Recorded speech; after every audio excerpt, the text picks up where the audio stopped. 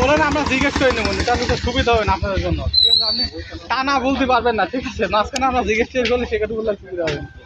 আরে আপনার বারে বললে তো হবে না, আপনি তো ক্যামেরা মধ্যে চলে আসছেন। হ্যাঁ হ্যাঁ, হয়েছে হয়েছে, দারুণ হয়েছে। আপনারা একটু ক্লোজ হন, আপনারা একটু ক্লোজ হন।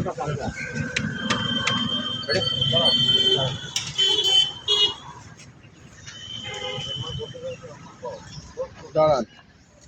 হ্যালো, সাউন্ড ঠিক আছে? Hello hello hello. হ্যাঁ, রেডি। হ্যাঁ, আপনি একটু প্রথমে আপনাদের শোনেন, প্রথমে আপনার নাম বলবেন, পরিচয়টা বলবেন, পরিচয় করার পর এবার অভিযোগটা কি সেটা বলবেন, ঠিক আছে? সেটা বলবেন, ওদিকে ক্যামেরার দিকে তাকায় বলবেন। আসসালামু আলাইকুম, আমি Kumarkhali Monirul driver, Kumarkhali running driver বা 11-18 সদস্য। তো আমার অভিযোগটা, আমি এই 11-18 আপনারা জানেন কুষ্টিয়া জেলায় 28টা শাখা। এই শাখাগুলা আমাদের হেড অফিস ফুলতলা, কুষ্টিয়া ফুলতলা থেকে নিয়ন্ত্রণ করে। তো এই হেড অফিস থেকে আমাদের সাব কমিটি দেওয়া হয়। এই সাব কমিটি থেকে এই সাব কমিটিগুলো দেওয়া হয়। আমি দিলাম যখন নির্বাচন হলো, আজ 3 বছর 8 মাস আগে। 3 বছর 8 মাস আগে নির্বাচন হলো। নির্বাচনে আমাদের গ্র্যাজুয়েটে আইন পাশ করলো কি, যে আপনার কার্ড নবায়ন করতে হবে। যে হ্যাঁ, যার কার্ড বেশি হবে, নবায়ন বেশি হবে, যে কার্ড বেশি দেখাতে পারবে সেই সাব কমিটির প্রধান হতে পারে। এই মর্মে আমি কার্ড রেনু করি। আমি কার্ড রেনু করি 72টা কার্ড রেনু করি 72,000 টাকা দিয়ে। আর 7 দিন কার্ড করি নতুন কার্ড 428,000 টাকা দিয়ে। এখন আমার প্রতিপক্ষ যে ছিল, জানেন যে একটা জিনিসের প্রতিপক্ষ থাকে, তা আমার প্রতিপক্ষ যে ছিল সে 24টা কার্ড জমা দেয়, আর আমি 72টা কার্ড। আমার কমিটি পাস করে না। আমার কমিটি পাস না করার কারণ, ওই সময় শুনলাম অনেকের কাছেই, কারণ এরা হচ্ছে টাকার পাগল। এরা টাকা খেয়ে এই সেক্রেটারি, সভাপতি, এই যেমন হচ্ছে ওমর ফারুক বা এই দত্ত সম্পাদক নাম কি ওদের? বাবলু, এরা টাকা খেয়ে ওই কমিটি আমাকে না দিয়ে আরেকজনকে দেওয়া হয়, আমার প্রতিপক্ষকে দেওয়া হয়। প্রতিপক্ষর নাম হচ্ছে, নাম কি, না আতিয়ারকে দেওয়া হয়। এবার আতিয়াররা চলতেছিল, আমরা কোনো সমস্যা নাই, যে একজন পাইছে চালাক। তারপরে চলতে চলতে এই আতিয়ারের কমিটি যে কোনো একটা সমস্যা হওয়ার কারণে আমাদের চিঠি করে যে আপনারা দ্বিতীয় কমিটি ছিলেন, আপনাদের ওই কমিটি ভেঙে দেওয়া হলো, আপনাদের কমিটি দেবো, আপনারা কমিটি জমা দেন। তখনও আমার একজন প্রতিপক্ষ হয়। প্রতিপক্ষ হলে পরে ওনার সাথে আমার তখন টক্কর হওয়ার পরে ধরুন আমি কমিটি জমা দিই। কমিটি জমা দেওয়ার পরে আমার ওই প্রতিপক্ষকে 2 নাম্বার সদস্য করা হয়। আমি 1 নম্বরে যাই, আমি 11 সদস্য কমিটি আমার পাশ করে দেয়। এই পাশ করে দেওয়ার কারণ সেটা হচ্ছে টাকায়। এই আইস দেবো কাল দেবো করে কমিটি, আপনারা কমিটি জমা দেন, কমিটি জমা দিয়েছে, দেওয়ার পরে আইস দেবো কাল দেবো, এইভাবে করে। এভাবে করতে করতে এবার টাকা আসে, টাকা দেয়। আমার প্রথমবার যখন হয়, তখন 4.5 লাখ টাকা খরচ হয়। 4.5 লাখ টাকা খরচ হয়।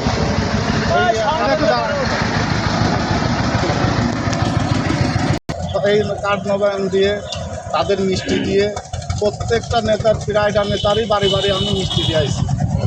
আমার কমিটি দিয়ে যাবে টাকা, যেমন টাকা, মিষ্টি তো টাকাই, টাকা আরও মিষ্টি, সাথে মিষ্টি দিয়ে আইসি। আসার পরে ধরেন আমার সেই কমিটিও দেয় না। দ্বিতীয়বার যখন এই কমিটি আমার যখন ডাকা হয়, তখন আবার কমিটি দেবে। এবার আমার হচ্ছে কমিটি তাই যে ঘুরাই, যে কাল দেবো, কাল যাই, পরশু দেবো, পরশু যাই, এভাবে ঘোরাতে থাকে। ঘোরানোর উদ্দেশ্য কি? টাকা। এইবার দত্ত সম্পাদক বাবলু উনি সেক্রেটারির সাথে ওমর ফারুকের সাথে কথা বলে উনি বললো যে কথা বলেছি, এইবার টাকা লাগবে কিছু। কত টাকা? কাছে তুই তো আগের বার এত টাকা লস খাইছিস, তো এইবার তুই কিছু কষ্ট হলে পরেও নিয়ে আয়। কত টাকা বলছিল?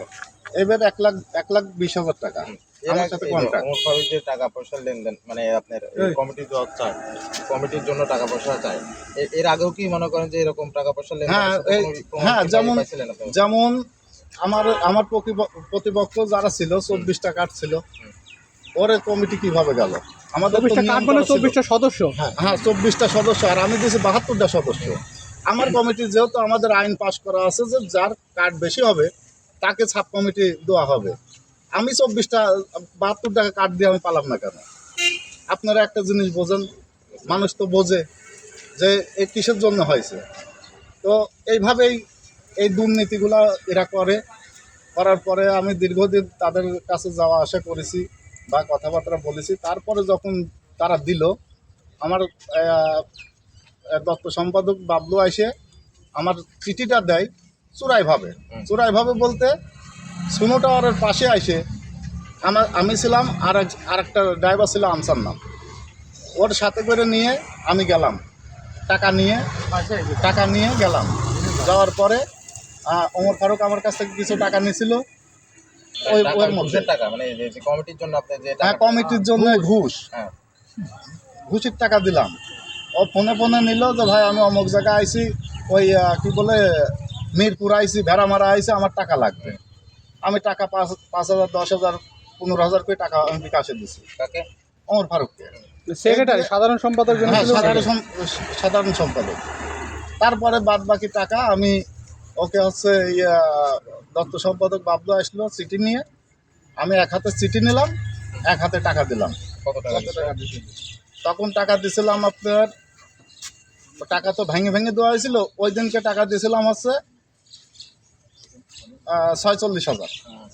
ওই চিঠি যখন দেয় তখন টাকা লেনদেন হয়েছিল ওই মুহূর্তে 46,000। এই পর্যন্ত আপনি টোটাল কত টাকা দিয়েছেন? প্রায় 6.5 লক্ষ টাকা আমার খরচ হয়েছে। তাও আপনি আপনার কাঙ্ক্ষিত পদ পান নাই? কাঙ্ক্ষিত পদ আমি পাইছিল, আমার দিছিল। দেওয়ার পরে দেখেন বইটা কই, এই দেখেন এই যে বইগুলা দিল, জমি রেজিস্ট্রি করার কথা বলে বই তো আমরা আগেও নিয়ে আইছি। জমি রেজিস্ট্রির কথা বলে 6খান বই আমার দিল।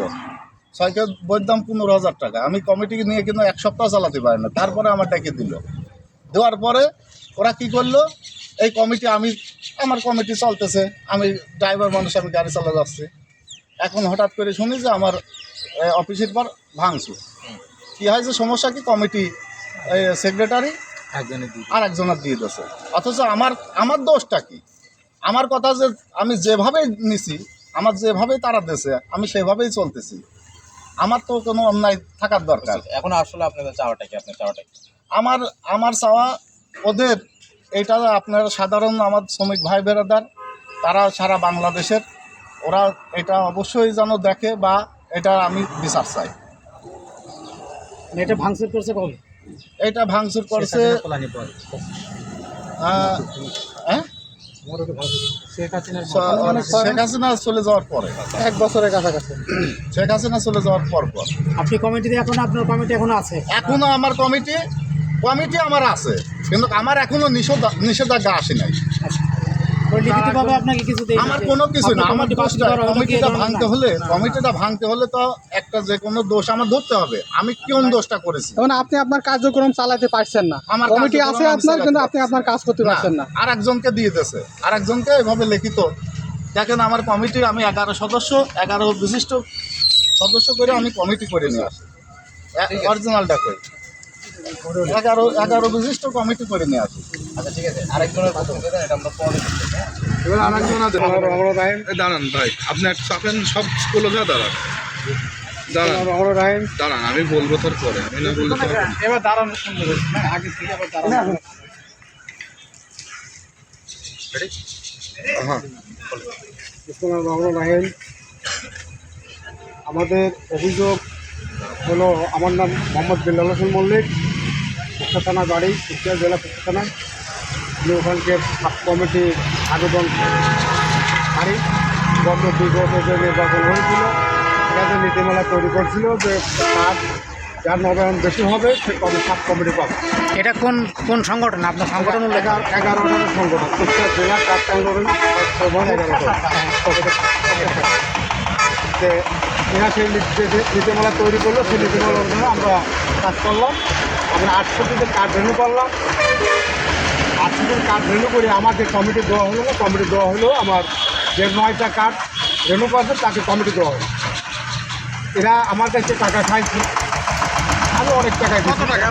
আমি বাবলুকে টাকা দিচ্ছি সর্বমোট। আমি ওখানে টাকার সংখ্যা আমার কম, অবশ্যই আমি 35,000 টাকা দিচ্ছি। সেটা বাবলু হলো অফিস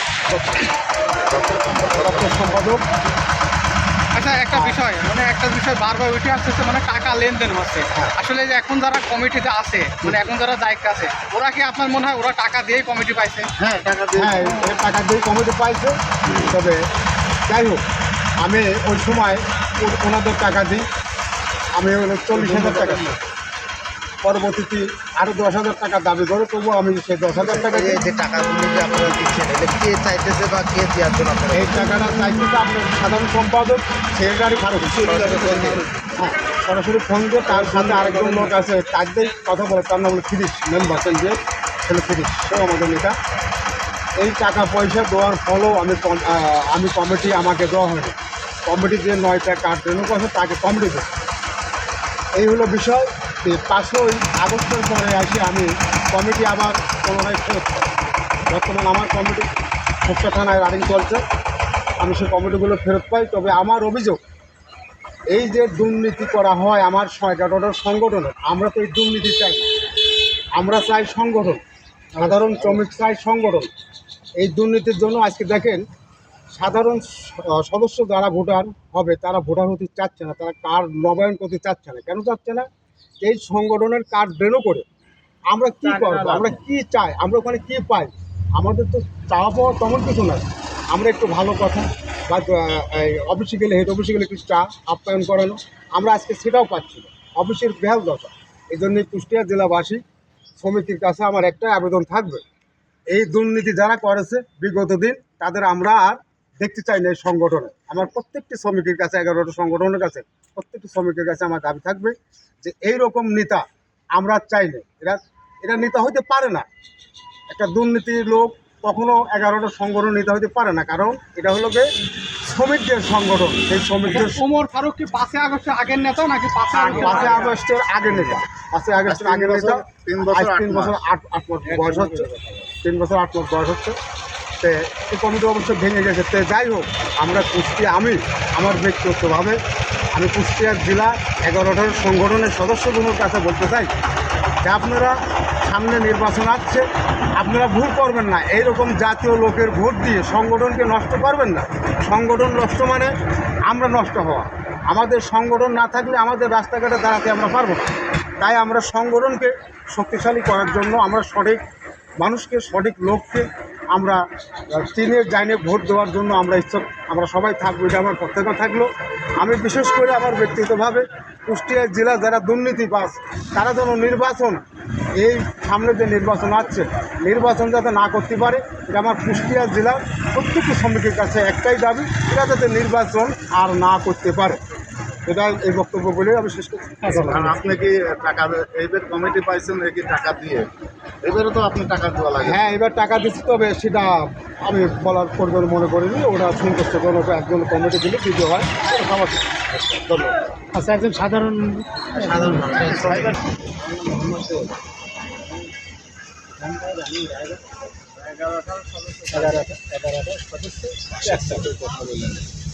এখন আমাদের সংগঠনের যে একটা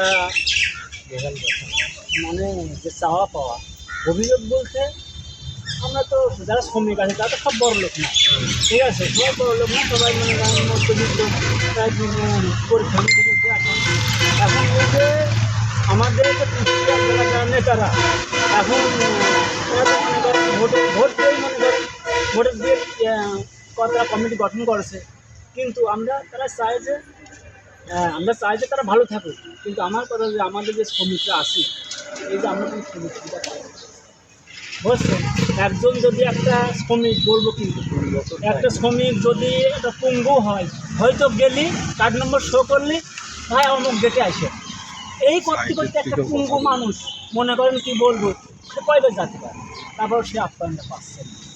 ঠিক আছে, একটা বয়স্ক লোক গেল, সে সারা জীবন তার জন্য করেছে, এই মনে করেন এই 11-18 সংগঠনের পেছনে শ্রম দায়ী করেছে, কোনো অবরোধ টবরোধ হলে সে সবসময় আগে আগে, অথচ সেই ব্যক্তিটা বয়স বাড়লে গাড়ি যখন চালাতে পারে না, তখন সেই অফিসে গেলে এই মনে করেন তাদের তেল দিতে সেই এক, আর মনে করেন তারা কোনো কথায় মূল্যায়ন পায় না। হ্যাঁ, এইটাই হচ্ছে আমাদের আমাদের একটা বেদনা। ঠিক আছে, মনে করেন যে এইটা যদি ঠিক হতো, ঠিক আছে, আমাদের মনে কাছে শান্তি নেই, আমরা আচ্ছা। চলি ফিরে খাতে পারতেছি, কিন্তু আরও বহুত আমার শ্রমিক আছে। আচ্ছা, এই যে লেনদেনের বিষয়ে যে অভিযোগটা আসছে এবং যে ভাঙচুর করছে, এই বিষয়ে আপনার কি মন্তব্য? আপনার একজন সাধারণ শ্রমিক হিসেবে। হ্যাঁ, আমি এবং সাধারণ শ্রমিক হিসাবে যে লেনদেনের বিষয়টা, এটা অবশ্যই আমি সত্য বলে মনে করি। হ্যাঁ, ঠিক আছে, সত্য বলে মনে করি। আর ভাঙচুরের বিষয়টা, এটা আমি নিজ চোখে দেখেছি, দূর থেকে দেখেছি, এটা আর মিথ্যা না। ঠিক আছে, আর টাকা পয়সা যে লেনদেন করে, হ্যাঁ, টাকা পয়সা যে লেনদেন করে, এটা মিথ্যা না। এখন কি বল, ভেঙেছে কারা, তাদের নাম বলতে পারবেন? তারা মানে এটা যারা ভাঙছে, ভাঙার ব্যাপারে তাদের দু একজনের নাম কি জানেন, মানে কার নেতৃত্বে হয়েছে কিংবা কারা ভাঙছে? এখন আমি আমার শোনা কথা, ঠিক আছে, এখানে এটাই নাকি ওই উপরে নেতারা বলে, নেতারা নাকি যারা ভাঙচুর করে তাদের বলে আগের বছর ভেঙেছিল যে ওখানে। ঠিক আছে, পরে আমরা দেখতেছি এইভাবে ই করে, এখন এখানকার আরও যারা ইউনিটি ছিল তারা ভাঙছে। এখন আপনার চাওয়া নাকি আসলে আপনাদের চাওয়া? আমার চাওয়া ওই যে বললাম, ঠিক আছে, এখন তাছাড়া তো এখন আমাদের চাওয়া বলতে গেলে তো আমাদের তো ভাতা লাগবে হিসাবে, ড্রাইভারের অবসর হলে একটা ভাতা লাগে।